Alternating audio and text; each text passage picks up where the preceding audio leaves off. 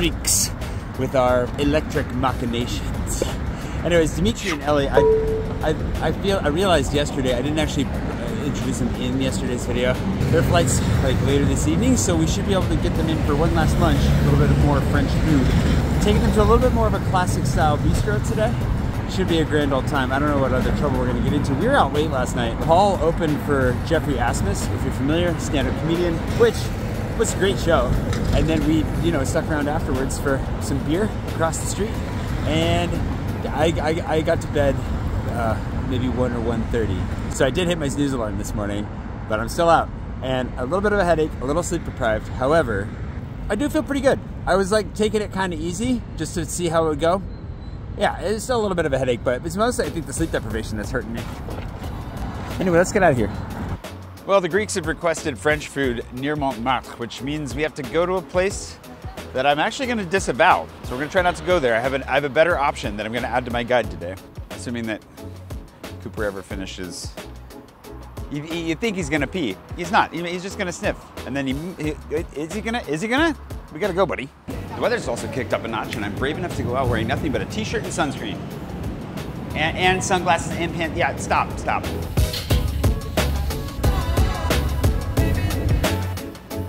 Bonjour. I also forgot that I have a train early in the morning tomorrow, and I'm almost out of protein, so we have to do this really quick as well. Errands, lots of errands today to get ready to go somewhere fun and exciting and see someone even more fun and exciting. I gotta figure out how to do delivery, because the reason that I'm coming in here is I'd rather support local instead of Amazon, but coming across town to get protein every week is turning into a mild chore. I gotta solve this. So the spot that I'm taking out of my guide is one that caused a little controversy recently, because I did recommend it a couple years ago in my French Eats video, and I didn't really make it clear why I was recommending it, which was basically because it is cheap and it's got a lot of classics and it's in a fun environment. But I realized I never want to go back, and there are actually a lot of people that don't really like it, that kind of called it out for that. It has lovers, it has haters.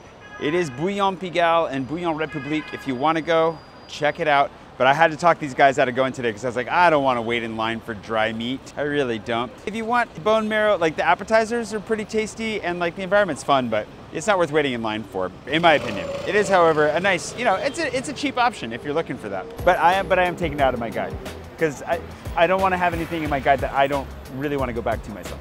So today we're going to Brasserie Bélanger, which is actually a place that I haven't been yet, but they're run by a company that has a couple other brasseries that I really like. So I'm assuming it's going to be really good.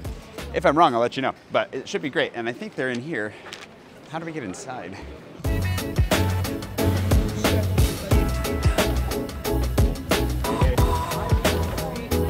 Oh, hello, Goose.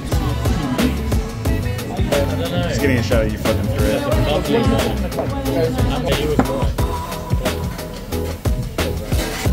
Merci. She's brave and going for the tartare.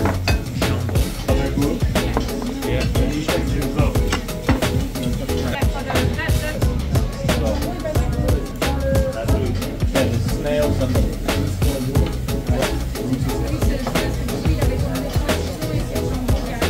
That's a rare thing to see. So a big part of the impetus was to get close to Montmartre, right? Like, so this place isn't exactly, it's not in Montmartre for sure. It's probably like a good 10-minute walk away. But the nice thing is that it means there's like no tourists here. This is a pretty local spot. Well, at least not right now. So if you wanted to have a place kind of all to yourself on your way to Montmartre, or you've just come down the hill and you're hungry and you don't want to go back up the hill to find something, this is gonna be a pretty good option.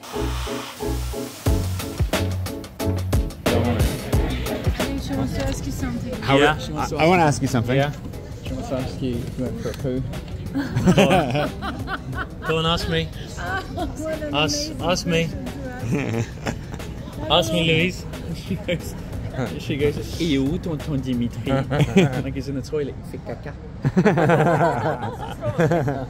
How'd you guys like lunch, by the way? It was absolutely amazing. Thank you, Jay. What a hero. I paid for it. Yeah. I'm just making sure that the Greeks are just getting all their opinions. How was lunch? It was good. Yeah, we've been here before. It was nice.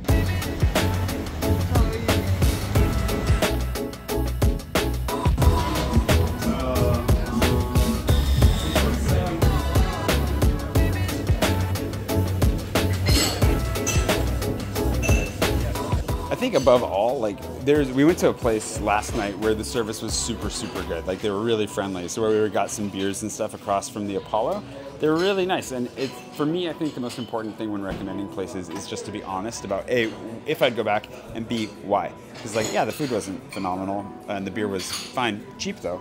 But in reality, at the end of the day, like I would go there again for the cheap beer and the really friendly service. These guys are waiting for us.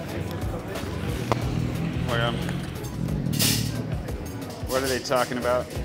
What crazy thoughts are going through their heads?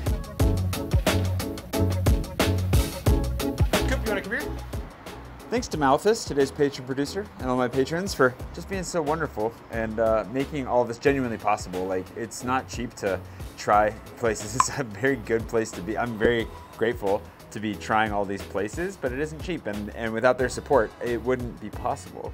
You can find recommendations all across Paris anywhere, right? Like, if anything, it's the curation of it where I tell you where I would actually go and why. Like I was saying at KB, I think, well, you might as well just, check Yelp. I don't know, where do you go? TikTok? Just see where all the TikTokers are going? Don't do that, that's a bad idea.